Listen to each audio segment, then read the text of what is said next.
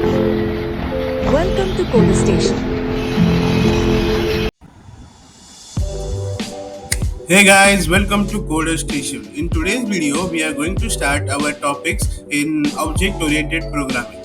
So first, we are going to see what is object-oriented programming and then get a clear idea of classes and objects. Then we will move forward to inheritance and then we will see the later on topics. So first, let us see what is object-oriented programming. Like other programming languages, Python is also an object-oriented programming language from when it was started to develop, means when the developers of Python were planning for to make Python, they focused on its object oriented properties. Now, due to object oriented properties, it is possible to hide data, that is data hiding, data abstraction. Also, you can use inheritance, which is an important part in object oriented programming. It helps us to um, not to rewrite code again and again in Python or in Java or C++, but especially in Python. And it is also easy to understand these topics and also get thorough with it. So, to get a kick start of it, first we will start with classes and objects. Now, you may be wondering what are classes or objects. So, class is basically a container for most of the functions, where in class there can be any function and then you create an object of it and you just call that function and you get the output of that class. Now imagine if you write all the functions in a class and then you are just creating object for it and calling that function with your parameters. Isn't it easy? For writing you that functions again and again, or just copy pasting also takes time. So it is better that you create the classes and then create object for it. So a traditional, we can say, definition for a class is like an object constructor or a blueprint for creating objects. That is, if you create a class, then only you can create the object. So without wasting time, we will shift to our coding part.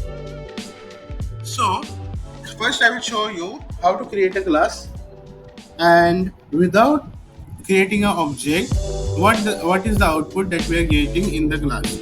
So to create a class, you have to write class. First you have to start with class, then give any name to class. I'll give my class, then followed by a colon, and then x. We'll assign a variable x. In that we will store the value 10, and then we will print my class.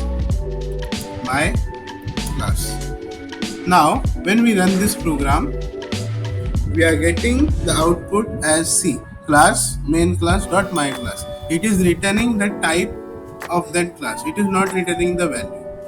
Now let us create an object for this class. So to create an object,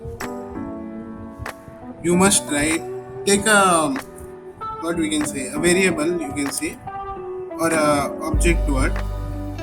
P1 is equals to my class.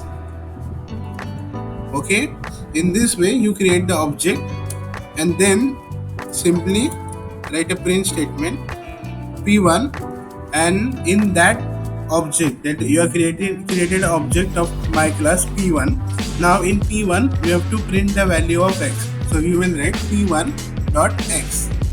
Now when we run this program, we are getting the actual value of x, that is 10. So I hope that you have understood the basic principles of classes and object and how to create them. Now let us see use of the init function in creating classes and objects.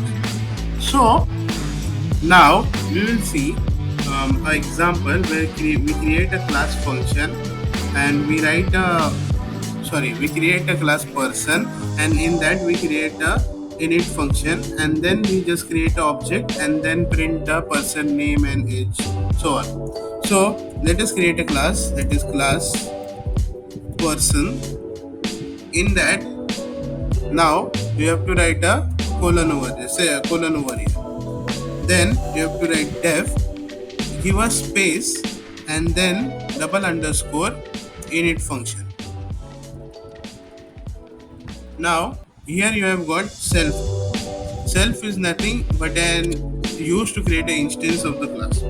Now the person will have his name, his age, and we will add his gender. Okay. Now to initialize this name, age, and gender, we will use self dot name is equals to name. Then self dot age is equals to age.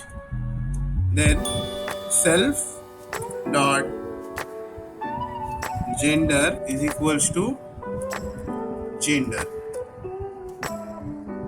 Now we have successfully created a class. Now we will create an object, that is P. P is equals to person, and in person we will first pass the name of that person in strings, that is, let us say, Coders Station. We'll write the age as 6, and then we'll write the gender as male. Now we have created the object. To print this, you will use print p1 dot name. Sorry, p dot name. When you print this program, you are getting the output as name as Coder Station, as you can see over here. Now we will also try to print age and gender.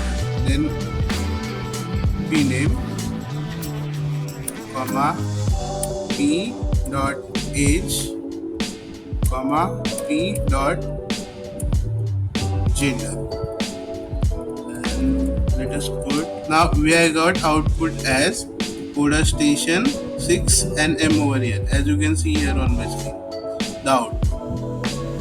So this was all about classes and objects. Now we will see inheritance in later part of our videos, and also try some other object methods. So stay tuned for my next videos.